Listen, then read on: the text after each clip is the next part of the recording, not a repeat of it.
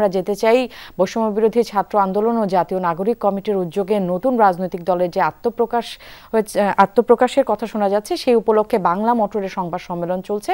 সরাসরি আমরা চলে যাচ্ছি সেখানে। অভ্যুত্থানের পরে নতুন এক বাংলাদেশ,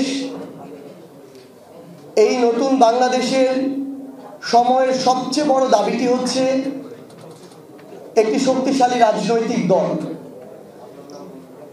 এবং আমাদের এই 7 মাসের অভ্যুত্থান পরবর্তী সময়ে সবচেয়ে বড় অনুধাবনটি হচ্ছে সেই 5 আগস্ট নতুন বাংলাদেশে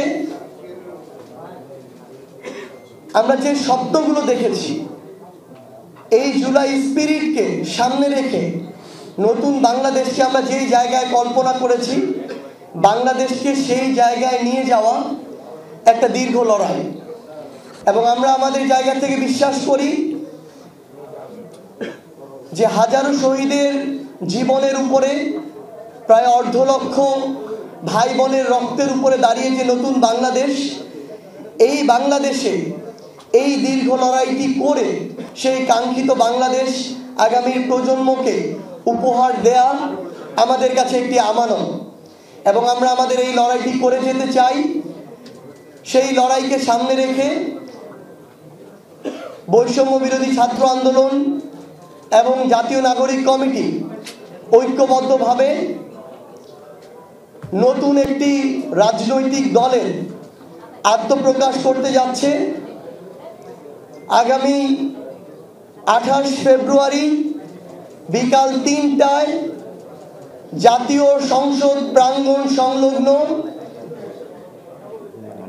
মানিক মিয়া এভিনিউতে আমরা আমাদের এই নতুন রাজনৈতিক দলের আত্মপ্রকাশ করতে যাচ্ছি। আমরা আমাদের এই আত্মপ্রকাশের যে শপথ, সেই শপথটি এই বাংলাদেশের 18 কোটি মানুষের আশা আকাঙ্ক্ষার যে প্রতীক, ওই জাতীয় সংসদ, সেই জাতীয় সংসদকে সামনে রেখে এই শপথটি করতে চাই। কারণ বিগত যুগের পর যুগ ধরে ওই জাতীয় সংসদটিকে এই দেশের মানুষের আশা আকাঙ্ক্ষা বাস্তবায়নের ক্ষেত্র না বানিয়ে বরং ব্যক্তিগত, গোষ্ঠীগত, দলীয় স্বার্থ উদ্ধারে ব্যক্তিগত, গোষ্ঠীগত, দলীয় পলিসি মেকিং এর জায়গা বানিয়ে রাখা হয়েছিল। যেখানে জাতির আশা আকাঙ্ক্ষার প্রতিফলন হওয়ার কথা, সেই জায়গাটিকে স্বৈরাচারের উৎপাদন ক্ষেত্র বানিয়ে রাখা হয়েছিল। তাই আমরা বাংলাদেশের ছাত্র জনতাকে সামনে রেখে, ওই জাতীয় সংসদকে সামনে রেখে আগামী বাংলাদেশে নতুন রাজনৈতিক সে রাজনৈতিক দলের আত্মপ্রকাশ করতে যাচ্ছি।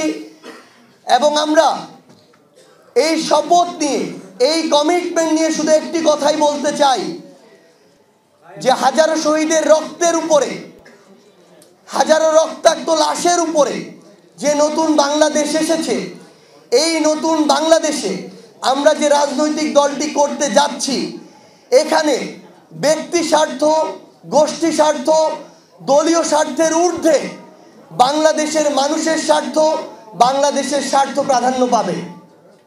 এবং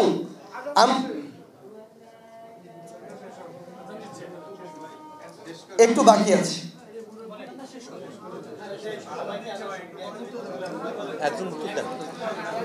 আচ্ছা একজন এটা একটু উত্তর দিবেন।